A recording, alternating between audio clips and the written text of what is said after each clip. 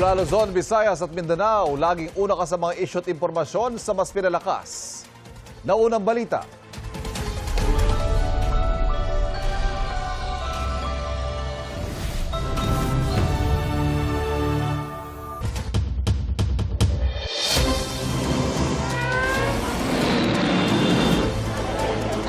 Sa kayo po ay Pinsala. Ito na ang mga unang balita. Kanya-kanyang silong ang mga motorcycle rider nang biglang umulan dito sa Metro Manila. Hirap namang makasakay ang mga pasahero sa Quezon City. May unang balita live si James Agustin. James. Ivan, good morning. Pabugso-bugsong ulan yung patuloy na nararanasan dito sa Quezon City ngayong umaga at pahirapan niya yung pagsakay ng maraming commuter. Mag-alas 6 ng umaga nang biglang bumuhos ang malakas na ulan dito sa Quezon City. Halos mag-zero visibility sa bahagi ng EDSA Kamuning hanggang makarating sa Cubao. May bahagi pa ng kalsada kung saan bahagyan ng ipon ng tubig. Ang ilang motorcycle riders sumilong na muna sa ilalim ng MRT Kamuning Station para hindi mabasa. Pabugso-bugso rin ang pag-ulan sa Elliptical Road maging sa Commonwealth Avenue. Sa Pilcoa, pahirapan ang pagsakay ng mga pasahero na papasok sa kanilang mga trabaho. Punuan na ang ilang pampublikong sasakyan gaya ng modern at traditional na jeep. Ang ilan walang dalang payong kaya nabasa. Mahirap sir kasi malilate kami sa trabaho. Wala po kayong dalang payong. Nakalimutan sir. Paano yan? Ay, maghihintay na lang na masasakyan. sobrang hirap talaga pag tagulan. Kasi hirap sumakay, punuan ng iba eh. Kaya ang iba talagang, ano na lang, tsagaan na lang. Kahit basa, pumasok pa rin.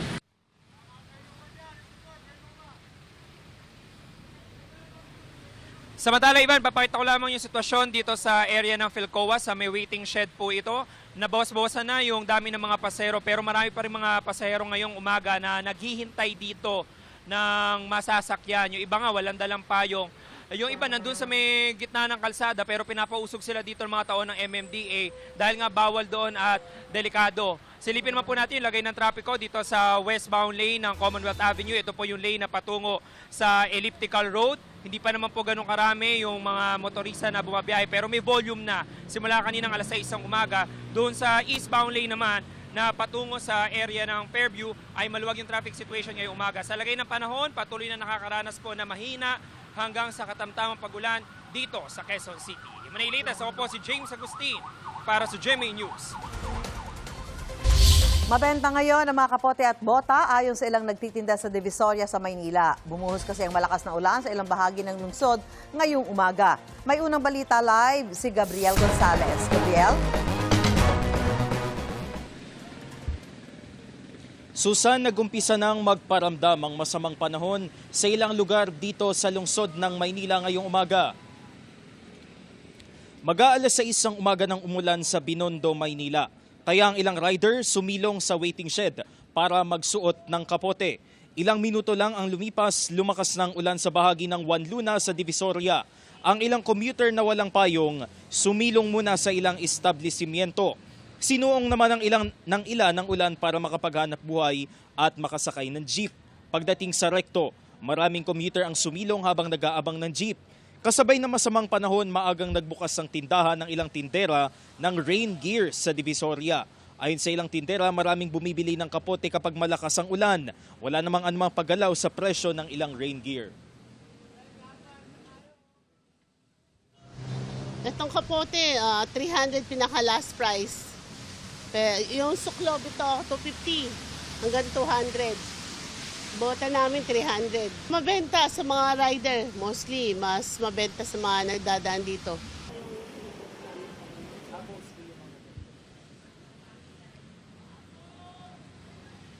Susan, nakakaranas na lamang ng mahinang pag-ambon dito sa ating kinatatayuan sa Divisoria sa Maynila.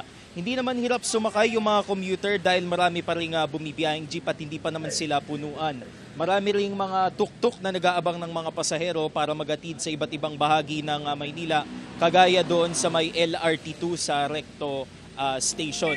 Sa ngayon ay pinapayuhan din ng mga otoridad na ating mga nakausap kanina na magdala pa rin ng payong yung mga bibiyahe sa mga oras na ito dahil nagbabadya pa rin yung mga pag-ulan, madilim pa rin yung kalangitan dito sa Maynila. Yan muna ang latest mula rito sa Maynila, Susan. Gabriel Gonzalez, GMA News.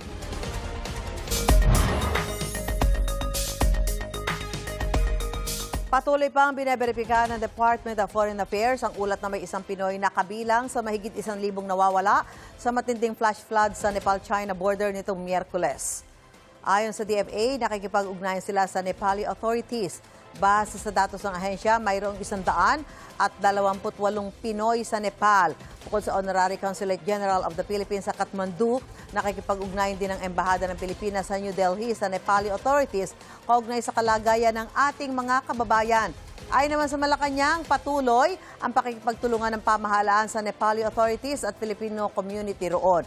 Nagpahatid ng pakikiramay si Pangulong Bongbong Marcos sa mga pamilya ng mga nasawi at naapektuhan ng flash floods.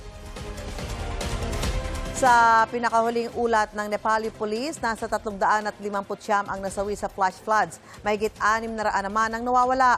Batay naman sa ulat ng Chinese state media, 3 ang nasawi sa flash floods at mahigit 500 ang nawawala. Patuloy pa ang rescue operations. Nagbabala rin ng mga otoridad na posibleng magkaroon ng panibagong flash flood dahil sa tubig na naipon sa 2 lawa.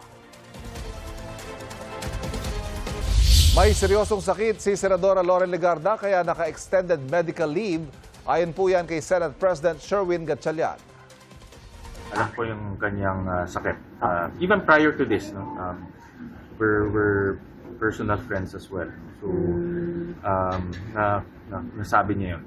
Meron siyang sakit na seryoso. Wala nang ibang detalyeng ibinigay si Gatchalian. August 3, nagumpisa ang medical leave ni Legarda. In-extend ito hanggang September 2 ayon kay Senate Secretary Renato Bantog Jr. Mula noon, hindi na raw kinukuha ni Legarda ang kanyang sweldo, sabi ni Gatchalian. Iniimbestigahan ng Ombudsman si Legarda at kanyang anak na si Batangas Representative Leandro Lebiste para sa reklamong plunder at graft. Kaugnay sa umano'y sabwatan para makakuha ng prangkisang solar company ni Lebiste. Una nang sinabi ni Legarda na sumunod siya sa mga patakaran ng Senado na maghain siya ng medical leave. Dati na rin sinabi ni Lebiste na walang basihan ng mga alegasyon tungkol sa kanyang solar company. Iginit ang kampo ni dating House Speaker Martin Romualdez na walang credible na testigo ang mag-uugnay sa kanya sa flood control scandal. Kaya hiling nila sa Ombudsman huwag nang ituloy ang pagsasampa ng mga kasong plunder, graft, direct at indirect bribery at money laundering laban kay Romualdez. Ito'y matapos magbawi ng salaysay, si Orly Gutesa at ilan pang nagpakilalang dating tauhan ni Zaldico. Hindi pa rin daw alam ng kampo ni Romualdez kung sino-sino ang 28 pang tetestigo laban sa dating speaker na naunang binanggit ng Ombudsman. Walang direktang sagot ang Ombudsman kaugnay sa sinasabi nilang mga handa raw tumestigo sa kaso kay Romualdez. Sabi ni Assistant Ombudsman Miko Clavano, hindi eraser ang recantation. Lalo pa raw dapat palalimin ng investigasyon para malaman kung bakit may mga nagbawi ng testimonya at kung sino talaga ang nagsasabi ng totoo. Naka-display sa National Museum of Natural History sa Manila ang pinreserve na katawan ng elepanteng si Mali. Ang elepanteng si Mali nakilala ng marami sa Manila Zoo. Binatikos ng People for the Ethical Treatment of Animals o PETA ang pag-display ng taxidermy ni Mali na tinawag nilang World's Saddest Elephant. Ang display simbolo raw na walang elepante ang dapat na magdusa sa anilay maliit na kulungan. November 2023 nang mamatay si Mali dahil sa congestive heart failure habang may cancer. Unay tinampok ang taxidermy ni Mali sa Manila Zoo noong 2024 at napagpasyahang ilipat sa pangalaga ng National Museum para ma-preserve ang kondisyon.